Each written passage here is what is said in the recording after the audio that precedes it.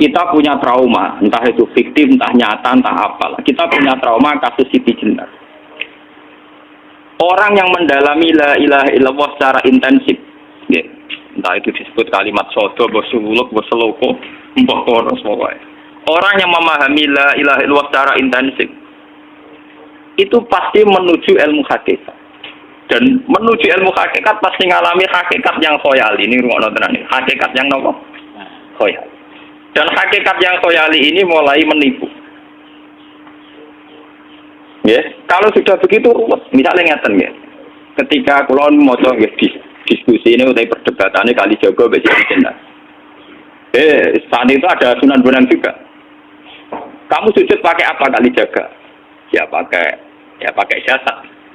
Dari Siti Jenar. Daging kamu itu hanya onggokan daging. Nanti itu jadi bangkai. Dan setelah jadi bangkai itu habis. Kamu nanti ditulis Tuhan tidak termasuk yang sujud. Kebuat yang gue sujud itu sebentar. Mikir kan juga. Rugi ke sujud ke badok ke tangan. Jasad sebenarnya kuntek. Orang-orang sing cerita kowe nak sujud mergo jasad itu mau sebenarnya jadi bang. Lah nek ngono sujud ning hakikat ora usah bathuk, ora usah tangan, ora usah sikil, yo rokem iku lho kon sujud mbek pangeran. Nek sujud mbek fisik ku rugi wong fisik sobanan. Mikir kali itu. Wong bolak-balik kali Joko mantan wali preman terus jadi pas pusing. Itulah kalau belajar tak tahu menang Irak. Yang jelas yang melang gak satem ora menangis. Wah, uang ini menjadi perdebatan. Sehingga keyakinannya kayak Siti Jenar, la ilaha illallah itu ya wahdatul wujud itu, innalillahi wa inna ilaihi. Selama ini kalau orang syariat misalnya, orang syariat itu kalau ada orang mati, misalnya Kak Ruhin mati, ini aku kan muni innalillahi wa inna ilaihi raji'un, saiki Ruhin wis mate. Mate itu balik ning penge. Itu cara wong hakikat kan salah besar. Orang mati itu tidak ada, cara ilmu hakikat dan orang mati itu tidak ada. Roh ini tersiksa di alam fisik. Jadi ruh ini tersiksa di alam fisik. Karena ketemu ning jasade ruh. Tersiksa itu. Akhirnya apa mangane kudu kerja piring Jepang tersiksa roh. Asal roti mau tersiksa. Misalnya kiai pemangane dadak kudu pidato 2 jam bareng tersiksa. Roh napa? Tersiksa. Mergo roh ora buta mangan, ora buta ngombe, gara-gara melok fisik. Paham ya? Loh ini tenang yang ketawarai ya bener. Kalau bosen zaman betul ada guru waras maksudnya enggak. Artinya waras secara akademik karena ada referensi, ada marojek ya. Waras secara hakikat. Kulo nu mau merasake sampean wis ilmu hakikat. Artinya saya juga ngalami ilmu hakikat. Lan ketika sing aran hikam wong ra tau mukasafah ora jadi ulama. Entah sekian detik ulama itu harus pernah mukasafah. Biar merasakan ilmu nopo aja. Tapi ilmu hakikat itu bisa dilogika kan sebelum sampai secara musyahadah. Paling enggak bisa sampai secara logika. Manusia itu mulai Nabi Adam sampai sekarang itu kan punya roh dan roh itu tidak makhluk. Ya, roh itu tidak makhluk. Ketika roh itu diletakkan di jasad dia itu tersiksa. Karena ketika dia ke jasad fisik itu namanya mengalami keterpisahan dengan yang abadi. Dia ini jasad fisik tersiksa karena dia harus di alam yang kasat mata, alam multi tersiksa. Ketika dia tersiksa, melok ruhin, akhirnya pemangane kangelan, akhirnya lesu mangan. Padahal roh gak butuh mangan, perlu dicatat roh gak butuh. Ya butuh gunung kidul barang, kan roh butuh rapi. Paham kan? Ya butuh cinta, butuh pegatan, butuh macam-macam. Paham? Tapi karena dia nempel jasad yang butuh mangan, butuh rabi, butuh wedoan macam-macam. Akhirnya roh tersiksa. Suatu saat kalau roh ini dalam bahasa manusia mati, ini dalam bahasa manusia mati. Ini hakikatnya roh itu tidak mati, dia kembali ke habitatnya. Ini disebut innalillah. Kita ini dari awal ya dengan Allah. Wa inna ilaihi juga kemudian nanti kita pasti kembali ke Allah. Dan itu diyakini betul oleh orang wahdatul wujud. Jadi kalau roh mati itu ya tidak ada mati. Roh sekarang itu kembali karena sudah lama mengalami keterpisahan mergo melok fisik-fisik dari ono kerja dasinan, ono nggo proposal lan rumet roh melok. Paham itu? Kita di roh ku napa melok roh. Lah roh ya tersiksa ngaku ora butuh mangan, ora butuh proposal bocah ngalor. Itu tersiksa. Makanya dalam cerita-cerita Jalaluddin Rumi yang otentik di kitab-kitab begitu. Ketika beliau mau meninggal, muridnya itu nangis. Dari Jalaluddin Rumi, kamu jangan nangisi saya ini mau pesta, saya ini mau pesta perkawinan. Kamu tidak merasakan penyesalan saya ini lama menyesal, karena harus hidup bersama kamu. Terus saya ini tersiksa karena ngalami alam yang rusak, yang fana. Alam yang fana. Harusnya roh saya itu di alam abadi, bukan di sini. Maka jangan tangisi kematian saya. Kematian saya adalah kembalinya roh ke habitatnya. Semenjak itu kematian dianggap malam perkawinan karena roh kembali. Walhasil ngene iku cara ilmu tasawuf bahasa Arab jenenge wahdatul wujud, kena Jawa Yogya Solo keadaan iku jenenge manunggaling kawula. Mergo sing rawan ngono rugen to, Pak. Nek tak terangno detail. Dadi bathuk mesti iki buku sujud kan niku sampeyan ilang. Dadi seksine terus cara teorine sinten siti rugi kowe. Jenenge yo gendho. Lah kali coba mantan preman jak debat terus ora ngono mbok terus tak pateni kowe. Lah debat iki ora iso. Premane kumat. Ya ta preman jak debat ilmi. Ngono ku model. Kali Joko yo ora salah, bisa sing dina Umar nggih ngoten. Umar sahabat top, saya tidak debat atau milih tak patenane ya Rasulullah. Gak iso dene ilmiah. Mantar preman pasar rukat terus jadi sahabat top. Debat yang milih mate.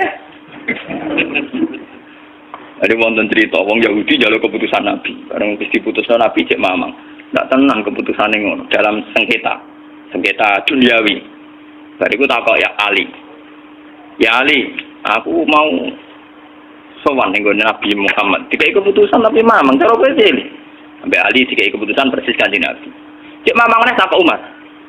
Takok Umar aku mau sing Muhammad, sing Ali dikai keputusan kok mamang, Mar. Cara kowe piye? Urusan kowe. Ndani itu. Entah dia melebut buat apa? Uang diputus Nabi ora mar. Buat mati. Awe. Mereka mantan apa? Cara mantan intelektual atau intelektual kan ya wajar nggak uji kok percaya Nabi. Ya, kan barang cara Ali sudah gak percaya wis kandhani. Ora mesti Ali tenan. Lah ora apa patene. Ya wajar nggak uji kok percaya Nabi, nak percaya ora itu ya uji muslim. Lah Ali itu Gusdur. Ada Gusdur lah itu dia tenang. Ali nyen ngoten watake ngoten. Nasibe padha. Ali itu ilmuwan yang jadi presiden gak sukses. Ini niru Gusdur. Mergo ning dinggo nek wong pinter mimpin ra sukses. Wong pinter gampang maklumi. Lah misalnya kita jadi kiai wong pinter. Pak Yai santri ini pacaran. Wajar itu jangan anak cerita besok. Wah, ruwet. Terus malah dalil zinalina subuh syahwat linan. Piye padha ketemu pelaturan ta? Paham ya? Ruwet dah. Mulane aja geman, iki pinter teman-teman aja geman. Ya sing biasa wae ana syariate sithik-sithik. Sing kamane ana santri pacaran tersinggung, ana santri nakal tersinggung, sing ana rasane lha donya ana napa? Dadi nek guru kula nu urusan ilmu semi hakikat. Mon nggih. Sehingga kayak Siti Jenar, cara pandang Siti Jenar tuh masuk betul ning gone pemikiran para santrinya. Kados Ki Ageng Pengging siapa masuk betul karena masuk akal. Cara mereka napa? Betapa tidak ada artinya fisik ini. Nah, kalau semua fisik ini tidak ada artinya, kemudian yang ada artinya itu roh, perjalanan apa?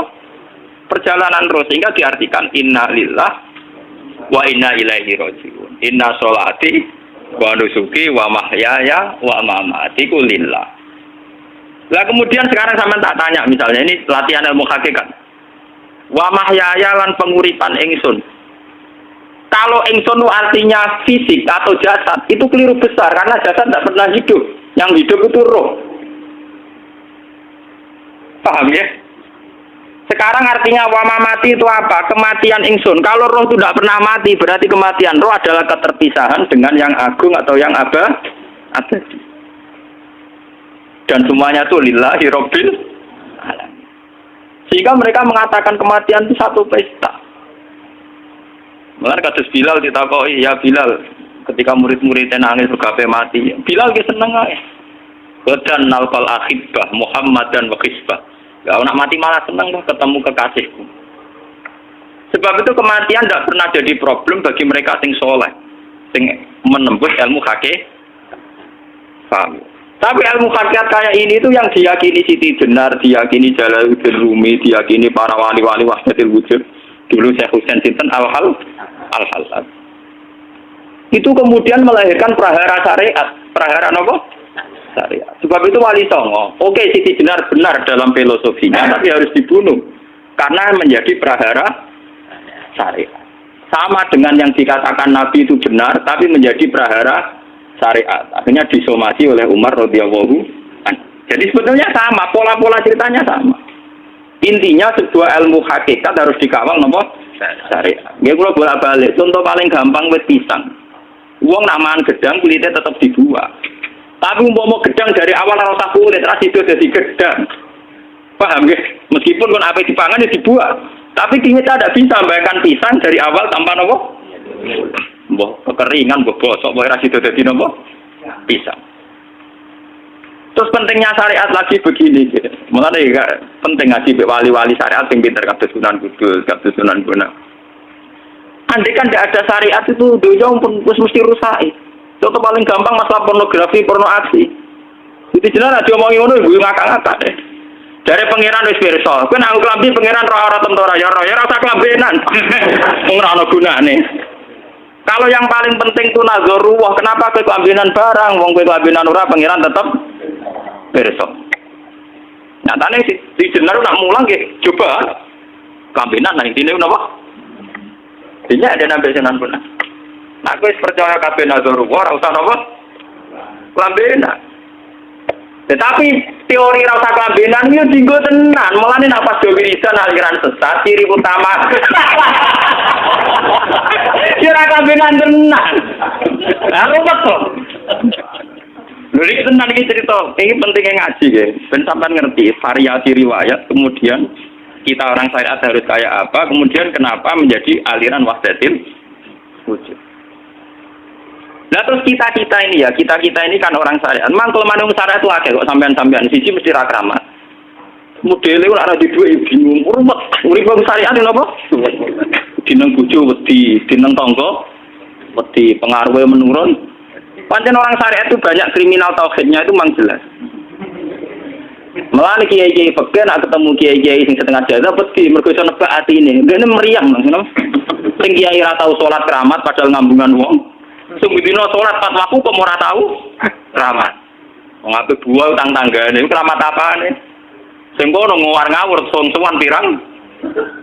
Meriang oleh syariat ngadepi wong hakikat napa? Mulane jogeman dadi wong syariat sing ngene iku bahaya. Tak kula mboten ngarep. Sampai dadi wong syariat sing ra keramat. Bahaya sekali itu bagi perjalanan agak. Kalau sering ketemu kiai-kiai yang terkenal keramat di Juwaduk tiang-tiang hakikat. Ditantang kanca-kanca kalau wani, nah tantang aku tetap rawani kok. Mikir deh. Karena orang yang sama-sama ke jalur hakikat tetap punya alamat, tetap wonten sima biwuji bin asaris. Cara pandangnya mesti sama. Kalau nanti ketemu murid, ya artinya yang ikut aliran Siti Jenar, dia ada sholat, ada apa, hidup di satu tempat gitu. Padahal dia bisa baca ihya. Dulu pernah mondok di Mekah, pernah di Irak. Itu ya meresahkan para kiai. Kemudian sebagian mereka minta saya suruh ketemu. Ya walhasil kalau ketemu pertama gitu. Jadi harus tapi zaman Roh Jenengku itu pernah tak arani muka sapa. Gitu biasa mawon. Kalau lah rasa kenal jenengan gitu kenal. Jadi kalau gitu biasa mawon. Lalu pernah ngajar-ajaran nih. Saya legus neng dunia tak ndani mau turun ndani mati legus kok ribet. Ucapan kula terus enak. Sampai dari wong hakikat wong ndani mati barang. Ya mati ya saiki iku. Rasa ngenteni saiki padha-padha wis napa? Wis mati. Ya saiki wis padha-padha wis urip. Wis padha kabeh. Nah cara ilmu hakikat kan terus sama semua. Napa? Sama semua. Tadi makanya itu tadi gitu. Kalau baleni malaikat, logika hakikat itu begitu ya. Roh itu ditiupkan oleh Tuhan ke kita. Kemudian roh karena ikut alam fisik, alam jasad, roh ngalami yang kita alami. Ya. Ketika roh ngalami yang kita alami, dia tersiksa. Nah, ketika roh sudah terpisah dari jasad yang mengekang, yang memenjara ini, dia senang terus kembali ke Tuhan. Ini disebut inna lillahi wa inna ilaihi. Nah, jasad ini kemudian menurut ilmu hakikat tidak ada gunanya sama sekali total. Hilang di telan tanah. Lah kalau begitu jasad iki nak mbok agul-agulan. Gusti bathuk kula tak nggo sujud tangan kula ndi buktine tangan wis ra ono. Bathuk wis ora. Mulai dari Siti Jenar, hanya wali bodoh kayak kalian yang punya ajaran bodoh begitu.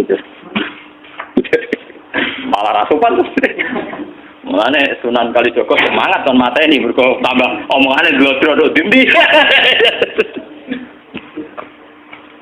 Tapi yang enggak disadari Siti Jenar yaitu tadi. Inti dari ilmu hakikat itu kan tunduk sama kersane Tuhan. Kalau sudah tunduk pada kersane Tuhan, kalau kersane Tuhan roh kita harus di jasad. Dan wujud jasad kita ini juga karena kehendak Tuhan. Kenapa yang wujudnya jasad yang karena kehendak Tuhan engkau ingkari? Sementara wujudnya roh tidak kamu ingkari. Toh wujudnya jasad ya bi iradatillah wa bi masyiatillah. Wujudnya roh ya bi wujudi bi masyiatillah wa iro. Harusnya fungsi jasad juga harus kamu akui toh Siti Jenar. Wong sekarang kita punya jasad ya bukan karena kita, karena kehendak Allah. Kenapa kamu ingkari? Berarti kamu mengingkari kehendak meneng Siti Jenar.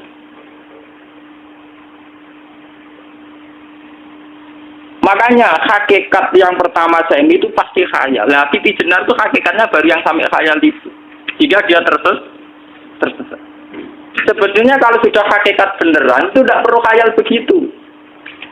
Artinya tidak perlu khayal jasad kita yang senajan ora ana gunane ini. Tetap piye wae wujudnya karena kehendak Allah. Juga kita harus terima. Apapun kekurangannya, apapun kenaifannya, ironisnya harus kita terima. Ini sebagai bentuk penerimaan kita pada masyiatil. Begitu juga keadaan roh kita sebagai penerimaan atas masyiatil. Meskipun ada teori-teori roh yang lebih valid. Lebih valid misalnya begini. Kanjeng Nabi itu suatu saat ininya terputus karena perang Uhud. Itu Kanjeng Nabi dolanan drijine ini. Napa cara napa jari jemari Nabi putus. Iki dolanan. Jadi Nabi sendiri kadang sering ngajarkan ilmu hakikat. Hal laki illa usbun udmiyat wa fi sabilillahi ma laqitu. Kowe ora trimo fisik, bentuk fisik jari jemari sing ditebir berdarah. Tapi nak kowe wis fi sabilillah ayo wis balik ning habitat. Sehingga kenapa para sahabat itu ketika dicincang, ketika putus tangannya, putus kakinya, sahabat yang usul ke ilmu hakikat itu malah senang. Karena jasad kita ini kan ila sabilillah menuju jalan Tuhan. Sekali dia sudah terluka fi sabilillah itu sudah menemukan formatnya. Cara teori Cina sudah menemukan formasinya. Paham gitu? Orang kok malah ngeluh itu berarti goblok kan ngeluh paham no? Paham ya apa? Jadi, makanya Nabi ngertikan ya itu sudah ketemu formatnya. Ketika rohnya para syuhada nanti kembali ke Tuhan, ya ketemu formatnya lagi. Itu disebut wala taqulu lima yuqtalu fi sabilillahi amma. Dia tidak mati sesuai formasi awal, yaitu roh kembali ke Tuhan dan jasad ikut mengawal. Nah itu Nabi kadang ya pakai ilmu hakikat begitu. Mulane kula bolak-balik matur, kula niku nggih mulai umur 20 tahun napa pinten. Kula ngasih nggih gadah penyakit dan ekstrem penyakit saya. Sampai saat ini kalau nak ngobatno tidak lebih 50%, karena saya tetap berpikir. Misalnya cara syariat kan berubah, tapi cara hakikat, apa betul keberadaan saya di alam ini penting? Sehingga aku kepengen urip tak bela-belani ngantek atusan juta. Jangan-jangan penting mati ku timbang urip. Lah nak ngono lha apa tak bela-belani? Ngantek atusan juta. Jadi misalnya kita berobat ya mau, ya dari Nabi kan berobat ya berobat. Pokoknya kita Islam masih mau geruduk kadang orang paham. Sekali kamu mengamati dengan sisi hakikat, coba sekarang sampean pikir, coba sekarang nggak pakai logika hakikat, pakai logika syariat saja. Saya ini misalnya asetnya 10 juta, misalnya, saya punya aset 10 juta. Tapi misalnya aku rugi nawar atau dipengaruhi di masa depan sama ada, kalau pulau kan soalnya cara teori di masa. Misalnya pulau rugen, ini kere di duit 10 juta aset. Tujuan saya sembuh kan supaya aku iso sembuh sehat, engkau iso kerja untuk anak. Tapi karena saya sakit nanti operasi tidak 10 juta. Operasi tidak 10 juta. Wong aku repair mesti iso marisi anak. Apa meneh nek 10 juta tak ada gue berobat malah jelas ra iso marisi. Lah nak ngono penting matiku ya dibagi 10 juta. Karwan iso diwaris langsung. Sementara anak aku mari dibiayai 10 juta rong mesti mari 10 juta mesti entek. Artinya tidak ada jaminan kalau berobat itu secara visi ke depan lebih baik. Soalnya malah ngentekno donya nggak jelas akibat positifnya. Misalnya tetap lumpuh duit teori loh, bahwa artinya apa? Teori hakikat tetap lebih benar bahwa hidup itu tidak ada artinya, semua itu tidak ada artinya. Berobat apa enggak berobat semuanya tidak ada arti. Teori loh gini. Sehingga kalau kita tengah-tengah aja tengah-tengah, kasus kula misalnya loro nggih berobat. Gusti separuh kula nglakoni syariat, tapi sebagai kula ulama fikih tapi separuh kula lakoni napa? Jadi kula tetap mboten ngarah obat 100%. Tapi orang arah berobat wong kula tiyang napa? Syariat. Tapi memang faktanya itu begitu. Cara kanjeng Nabi kadang kanjeng Nabi berobat. Kadang kanjeng Nabi wis nikine tercincang digeguyon. Wa laki illa usbu'un utwiyat ora kok driji sing gak melok-melok. Nah, bukti bahwa jasad itu begitu tidak penting. Kayak Said Hamzah. Menurut Said Hamzah nganggep wahyu bentone ra karuan. Kalau teori Siti Jenar itu benar, teori Jalaluddin Rumi benar teorinya lah, orang kok ra salate lho, maksudnya menang anut ra salate. Benar cara analisis roh. Ketika Said Hamzah dinyatakan mati oleh manusia, oleh hukum manusia dinyatakan mati karena dia sudah tidak bergerak. Dalam teori hakikat kan rohnya Said Hamzah sudah fi khawasili tuyur dan khudrin. Rohnya sudah diambil Tuhan, tidak mati. Paham ya? Ketika rohnya Said Hamzah sudah diambil, jasad ini sudah tidak punya rasa. Sekarang secara syariat kasat mata kita tahu, wong jasad nak diinfus, di sayat-sayat dioperasi ora kroso. Apa meneh saiki ruhe wis bisa. Lah ya jasad itu cek gampange dioperasi dibius saja terus tidak kerasa. Apalagi rohnya sudah diambil. Nah saiki bayangkan ketika Sayyid Hamzah itu sudah di atas. Niku kira-kira delok wahsi ra wong bentuk. Lho wong kok baca igabus. Ketika jasad benar-benar tidak penting, kemudian jasadnya Sayyid Hamzah kan dicincang oleh wahsi. Ketika rohnya sudah diambil kan Hamzah tidak merasakan. Berarti Sayyid Hamzah guyu-guyu wahsi. Wahsi cek bentuk nih gabus dicincang. Paham ya? Lho niki tenan. Artinya ketika pandangan manusia iba kepada Sayyid Hamzah karena dicincang, dimutilasi oleh wahsi. Wahsi tidak mengalami Pak Sinten, Sayyid Hamzah tidak mengalami apa-apa karena rohnya sudah bersama Tuhan. Dan iso wae Sayyid Hamzah malah guyu-guyu wahsi. Cek goblok gabus kok dicincang.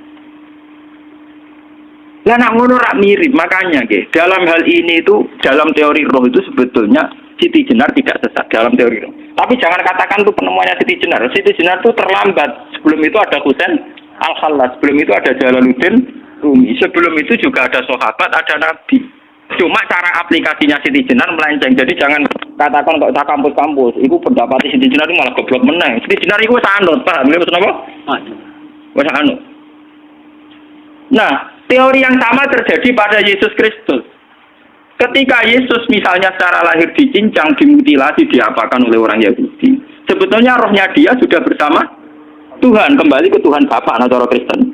Nah cara Islam ya balik ini pangeran. Andaikan itu iya, itu ya ada masalah karena hakikatnya dia tidak dicincang, tidak dibunuh. Andaikan iya lah, tentu menurut Islam yang dibunuh Yudas atau siapa itu yang masuk bialah. Tapi sama sebetulnya teorinya sama. Kalaupun iya ada masalah. Oke, kalau misalnya Nabi Isa karena ada kontroversi menyangkut dia atau Yudas. Sekarang yang Zakaria dan ya. Zakaria ya itu dicincang betul oleh orang Yahudi, matinya dimutilasi. Tapi dia tidak apa-apa. Karena ketika beliau dicincang, rohnya sudah diambil. Ini rumah tenan kan, sebenarnya rotok kendel mati paham kan ya. Jadi maksudnya ini kalau ajari, nah mati itu tidak problem. Ini kalau urip mati loh. Dan ini bersamaan paham ya. Kaitan la ilaha illallah ini nanti semuanya sama kaitan sama apa? La ilaha illallah. Ini nanti ujungnya sama dengan la ilaha illallah. Begitu juga seterusnya. Misalnya Yahya kalian sinten? Zakaria. Ketika Tuhan ditanya, jadi tenggene alam malakut pengiran ditakok, ya Allah, Yahya dan Zakaria itu kan hamba pilihan engkau. Ketika dicincang kok jenengan biarkan. Endi Yahya Zakaria dicincang? Aku iku ora goblok dari pengiran. Sedurunge dekne dicincang jasate ruhe tak jupuk. Dadi dekne ora krasa blas. Begitu juga ning tafsir-tafsir sampean lihat wa Maryama. Sayyidah Maryam yang istrinya Fir'aun. Itu kan dia iman sama Nabi Musa. Asiyah imro'ati napa? Fir'aun. Asiyah imro'ati Fir'aun, ya. Itu kan dihukum oleh Fir'aun. Ketika mau ditumpahi napa? Batu besar. Iku Allah ketika di pangeran, ya malaikat maut, cepat ambil rohnya sebelum dihunjami batu besar. Terus rohnya diambil. Sebab itu dalam hukum Tuhan, Tuhan itu tidak merasa bahwa Tuhan membiarkan Asia, membiarkan Hamzah, membiarkan Yahya, membiarkan Zakaria. Dalam hukum Tuhan, semua orang ini roh-roh terhormat. Akhirnya nak anggo teori iki sing nyincang malah goblok, wong gabus goblok sing nggak ngono. Nak anggo teori iki malah berbalik, sing goblok sing nyincang. Paham? Yo ora kok sesuai sampean kiaskan saja. Wong dibius wae disayat-sayat gak kroso. Kaya apa nak ruhe bener-bener wis tercabut terpisah. Rasane ning ndi? Iku sing disebut wala taqulu lima yuqtalu fi sabilillah napa? Lah kemudian roh ini kemana? Nah, roh itu sudah menyatu dengan kalimat tauhid. Mesti roh itu bersaksi la ilaha illallah. Itu sih disebut neng alam roh ketika Allah tanya alastu birabbikum mesti qalu bala. Mesti mereka jawabnya apa? Bala. Karena alam roh tentu lebih mudah bersaksi akan keberhadiran dan keeksistensi Tuhan Allah Subhanahu wa taala. Paham ya ini zaman penting. Nah, ketika kalimat tauhid sudah menyatu kayak begini, itu mesti kalimat tauhid sing mesti langsung untuk swarga. Itu dimaksud Nabi mustaiqinan biha qalbu mukhlishon biha qalbu. Ati itu qalbu kan nggak bisa kamu artikan jantung atau liver kayak teori modern sekarang. Misalnya qalbun itu apa? Dari kiai qalbun itu jantung. Nah, ngono beda mek liver. Lah nek liver apa kabidun niku akal-akalan aja padha ora paham. Bahasa kolbun, fikrun, aklun itu sesuatu yang misteri. Roh ini kemudian dengan kalimat tauhid sudah menyatu disebut mukhlishon biha kolbu. Ada tingkat kemurnian hubungan roh dengan kalimat tauhid. Lah kalau begitu pasti dakhalal jannah. Karena tidak mungkin kalimat tauhid kok di neraka. Lah ini mau masalah-masalah hakikat.